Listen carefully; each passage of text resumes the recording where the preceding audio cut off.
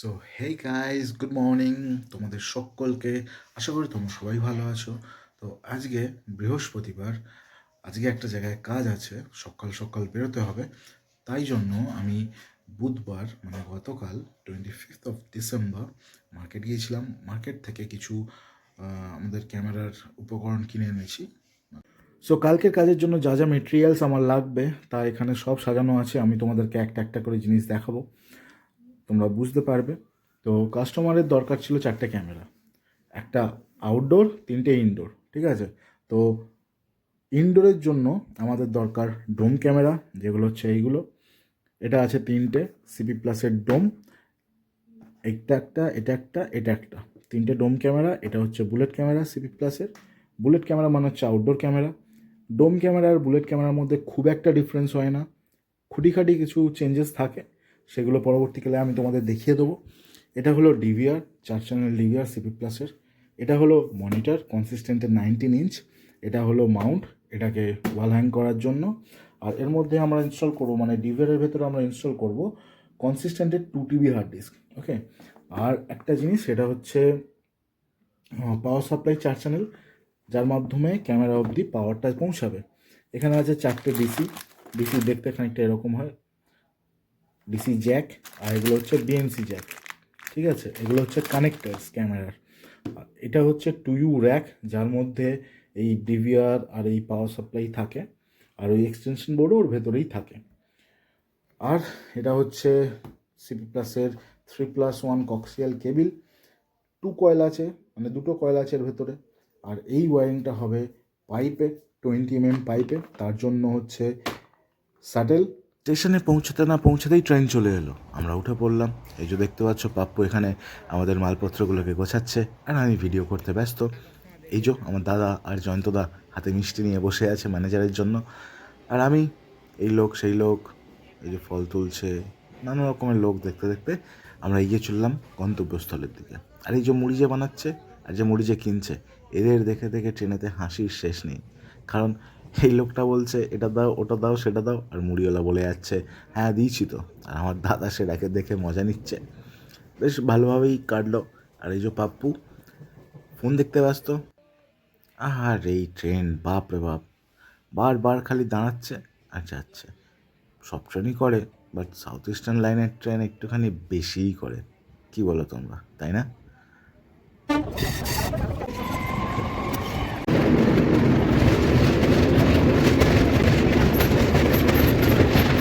তো শেষমেশ আমরা মেচেদা পৌঁছে গেলাম। পৌঁছে গিয়েই আমি বের করলাম আমার ফোন, করলাম শুরু আমার ভিডিও করা। আর তারপর টুকটুক টুকটুক করে এই যে আমি পাইপ নিয়ে যাচ্ছি, পাইপ সাইড থেকে বেরিয়ে পড়েছে দেখতে পাচ্ছ। আর বাপু নিয়ে যাচ্ছে এই তারটা, একটু ভারী ছিল। এটা নতুন ব্রিজ, অনেকদিন পর এলাম, বেশ ভালো চওড়া করে দিয়েছে। তারপর গল্প করতে করতে আমরা স্টেশন থেকে বেরিয়ে পড়লাম। আর বেরোতে না বেরোতেই আমার পেয়ে গেল উদ্দাম খিদে। তো মিছাদা গেলে আমি মুড়ি ঘুগনিটা খুব খেতে ভালোবাসি। এই যে দেখতে পাচ্ছ, মুড়ি ঘুগনি খেতে আমার খুব ভালো লাগে। আর দাদারা আর পাপ্পুরা খাচ্ছে পরোটা আর ঘুগনি। তো আপাতত আমরা বাসে উঠে পড়েছি, ঠিক আছে। যে বসে আছে পাপ্পু, আর সামনে বসে আছে দাদা। আর প্রচণ্ড গরম লাগছে, শীতকাল বলবে এটা কেউ, রীতিমতো হেভি গরম লাগবে। তো বাসে ওঠার কিছুক্ষণের মধ্যেই বাস দিল ছেড়ে। আর বাসটা যাচ্ছে ভাই পুরো রকেট, মানে এত জোর যাচ্ছে চিন্তার বাইরে। আবার টোটো ধরতে হবে,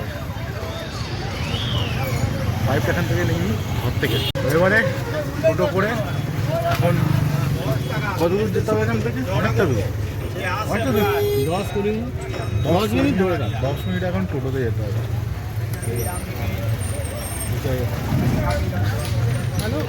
টোটো জার্নি করতে করতে আমরা এগিয়ে চললাম।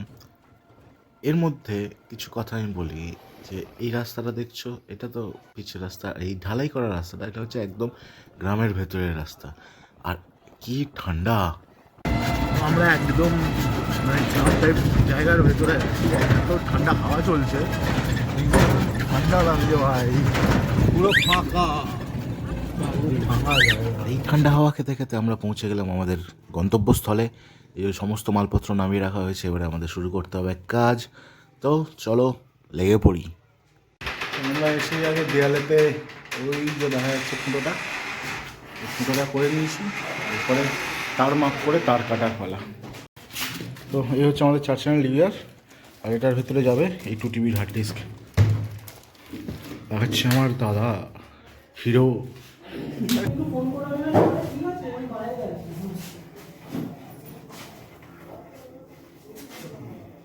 একটু উপর দিয়ে নেবেন।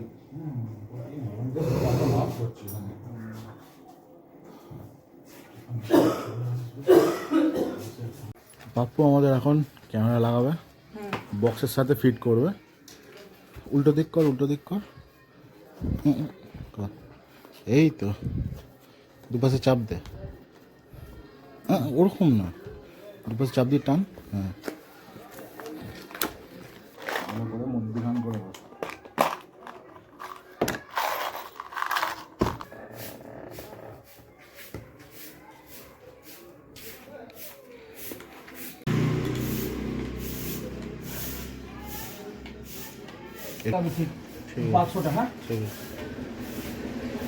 ওকে ক্যামেরা লাগাতে দিয়েছি। সোজা চাপ, অত জোরে নয়, আটকে গেছে দেখ, আস্তে করে আটকাতে হবে। আটকে গেল, এবার দাদা ওকে আটকে দেবো। লকে ফেল। এবার দিকে ঘোরা। হয়ে গেছে। এটা হলো ক্যামেরা।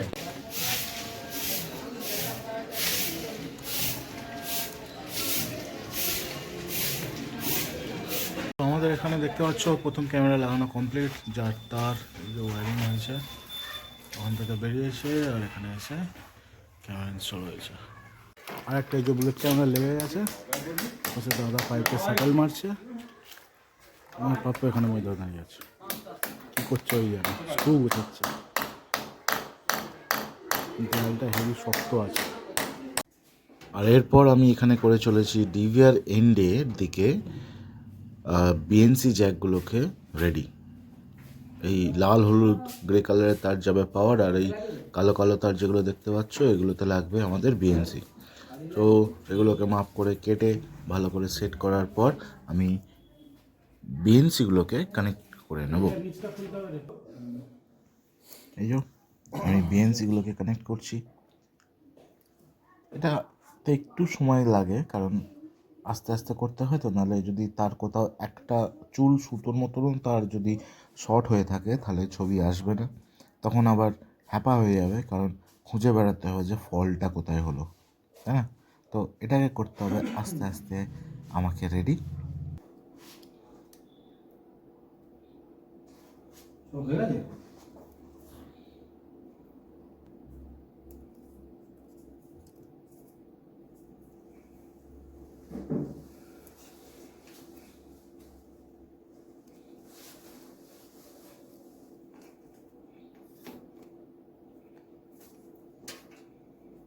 তো আমাদের কাজ পুরোপুরি কমপ্লিট, সব ক্যামেরা বসে গেছে, দাদা খালি ডেমো দিচ্ছে কোথায় কী হবে না হবে, বা ফোনেতে কানেকশান দিচ্ছে।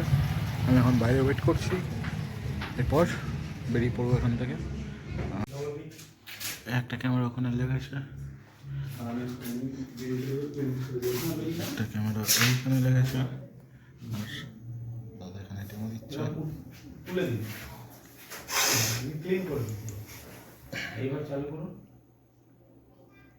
আজ বুঝতে পারলাম সত্যিকারের একটা কাছের জিনিস হারিয়ে গেলে কতটা মন খারাপ হয়।